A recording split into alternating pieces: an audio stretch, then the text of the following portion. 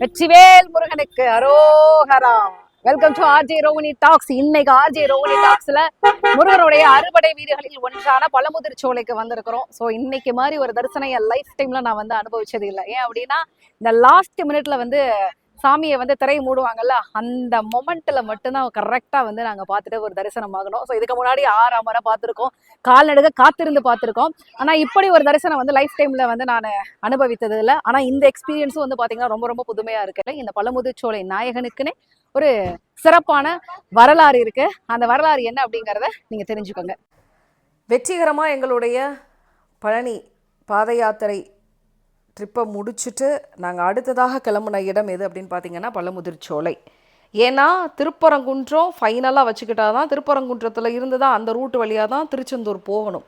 அதனால் நம்ம பழமுதிர் சோலை ஃபஸ்ட்டு போயிடலாம் அப்படின்னு சொல்லிட்டு முடிவு பண்ணி நாங்கள் பழமுதிர் சோலை கிளம்பினோம். பழனிலேருந்து பார்த்தீங்கன்னா ஒரு 126 கிலோமீட்டர், மதுரையிலேருந்து பார்த்தீங்கன்னா ஒரு 28 கிலோமீட்டரில் தான் இந்த பழமுதிர் சோலை அமைஞ்சிருக்கு. 6 படை வீடுகளில் வள்ளி தெய்வானையோட தம்பதி சமேதராக முருகன் காட்சி தரக்கூடிய ஒரே படை வீடு இந்த பழமுதிர் சோலை தான். இந்த ஒரு இடத்துல மட்டும்தான் சைன வைணவ பாரம்பரியங்கள் எல்லாமே ஒரு சேர விளங்கக்கூடிய ஒரு திருத்தலம் அப்படின்னு சொல்றாங்க. தமிழ் புகழ் பாடுற ஔவையாருக்கு தான் அப்படிங்கிற ஒரு எண்ணம் கொஞ்சம் மேலோங்குச்சு. அவரோட விளையாட முருகன் சிறுவனாக நாவல் மரத்தின் மேல் இருந்து அவருடைய விளையாட்டை தொடங்கினார். ரொம்ப தூரம் நடந்து வந்த ஔவையார் அந்த மரத்தோட அடியில் அமர்ந்தார். மேலே இருக்கக்கூடிய சிறுவனை பார்த்த உடனே ஔவையார் பேச தொடங்கினாங்க. குழந்தாய், பசிக்குது, பழங்களை பறித்து தர முடியுமா அப்படின்னு ஔவையார் கேட்குறாங்க. அப்போ முருகன் சுட்ட பழம் வேண்டுமா இல்லை சுடாத பழம் வேண்டுமா அப்படின்னு கேட்குறாரு. ஔவையாருக்கு ஒன்றுமே புரியலை. நீ சுடாத பழத்தையே கொடுப்பா அப்படின்னு சொல்கிறாங்க. உடனே முருகன், ஓ சுடாத பழமா, சரி உழுப்பி விடுறேன், நீங்களே சுடாத பழமாக பார்த்து எடுத்துக்கங்க அப்படின்னு சொல்கிறாரு. கீழே விழுந்த பழங்கள் எல்லாத்துலேயுமே மண் ஒட்டி இருந்தது. அந்த மண்ணை எடுக்கிறதுக்காக ஔவையார் அந்த பழத்தை ஊதுனாங்க. அப்போ மேலே இருந்த முருகன் கேட்குறாரு, என்ன பாட்டி பழம் சுடுதா அப்படின்னு கேட்ட உடனே ஔவையாருக்கு தன்னிலை உணர்ந்தது. முதிர்ந்த பழமாகிய ஔவையாரையே உன் தமிழ் பலம் உன்னையே சுடுதா அப்படின்னு எண்ணும்படியாக அமைந்த நிலையத்தான் இந்த இடத்துல சொல்ல வர்றாங்க. உடனே ஔவையார் சரவணன் கிட்ட சரணடைகிறாங்க. முருகனுடைய அருளால் இன்னைக்கு கூட ஆடி ஆவணி மாதத்தில் பழுக்கக்கூடிய நாவல் பழம் இங்கே சஷ்டி மாதமாகிய ஐப்பசியில் பழுக்குது. இங்கே இருக்கக்கூடிய ஆலயத்தோடைய தலவிருச்சம் நாவல் மரம். தீர்த்தம் ஆலயத்துக்கு மேலே இருக்கக்கூடிய நூபுரகங்கை தீர்த்தம். 6 படை வீடுகளில் வள்ளி தெய்வானையோடு தம்பதி சமேதராக முருகன் காட்சி தரக்கூடிய இடம்தான் இந்த பழமுதிர் சோலை. மதுரை கள்ளழகர் கோவிலுக்கு மேலே இருக்கக்கூடிய மலையில் இந்த பழமுதிர் சோலை இருக்கு. நீங்கள் கள்ளழகர் கோவில் தரிசனம் முடித்த பிறகு அப்படியே இங்கே இருக்கக்கூடிய கவர்மெண்ட் பஸ்ஸஸை யூஸ் பண்ணி மேலே இருக்கக்கூடிய பழமுதிர் சோலைக்கு தரிசனம் பெறலாம்.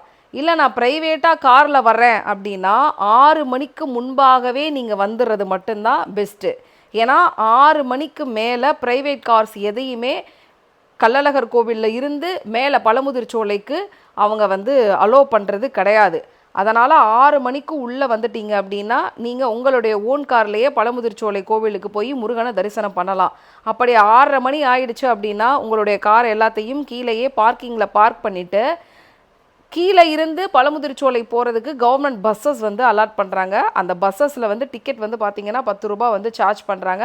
அந்த பஸ்ஸில் ஏறி நீங்கள் பழமுதிர் சோலையை போய் தரிசனம் பண்ணலாம். ஆனால் நீங்கள் மற்ற இடங்களில் பார்த்தீங்கன்னா கோவிலோட நடை 8 மணி வரை திறந்திருக்கும், 9 மணி வரை திறந்திருக்கும் அப்படின்னு கெஸ் பண்ணிட்டு வரலாம். ஆனால் பழமுதிர் சோலையை பொறுத்த வரைக்கும் 6 மணிக்குள்ளேலாம் வந்துடணும் அப்படிங்கிறத சரியாக பிளான் பண்ணிட்டீங்கன்னா மட்டும்தான் உங்களால் கரெக்டாக சாமி தரிசனம் பார்க்க முடியும். ஏன்னா நாங்கள் ஜஸ்ட் 1 மினிட்ல பார்த்தீங்கன்னா தரிசனம் பண்ணி முடிச்சுக்கிட்டே இருக்கிறோம், ஸ்க்ரீனை போட்டுட்டாங்க.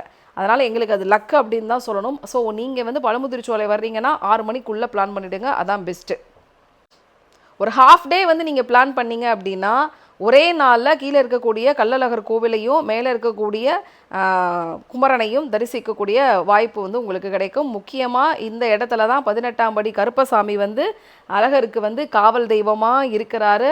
அந்த கோவிலையும் நீங்கள் பார்த்து தரிசனம் பண்ண முடியும்.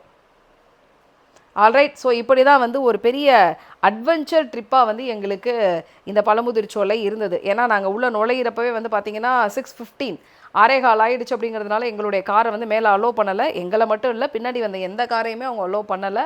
அதன் பிறகு காரை பார்க் பண்ணிவிட்டு உடனே கவர்மெண்ட் பஸ்ஸஸ் வந்து இருந்தாங்க, அதில் ஏறி மேலே ஒரு 5 to 8 minutes வந்து ட்ராவல் பண்ணதுக்கு பிறகு இறங்கி அங்கே வந்து முருகரை வந்து தரிசனம் பண்ணிவிட்டு திருப்பி பஸ்ஸுக்காக வெயிட் பண்ணிவிட்டு அங்கேருந்து கீழே வந்தோம்.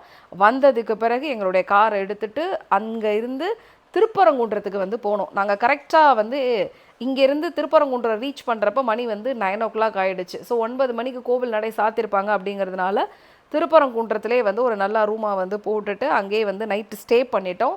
ஸ்டே பண்ணிவிட்டு அடுத்த நாள் காலை குளித்து முடித்து விட்டு திருப்பரங்குன்றம் முருகனை தரிசனம் பண்ணுறதுக்கு நாங்கள் பிளான் வந்து பண்ணோம். ஸோ இப்படி தான் எங்களுடைய பழமுதிர்ச்சோலையுடைய ட்ரிப் வந்து அமைஞ்சது. கண்டிப்பாக நீங்களும் உங்களுக்கு நேரம் கிடைக்கிறப்ப இதுக்குன்னே வந்து ஒரு நேரத்தை ஒதுக்கி முருகனை தரிசனம் பண்ணுறதுக்கு முயற்சி பண்ணுங்கள்.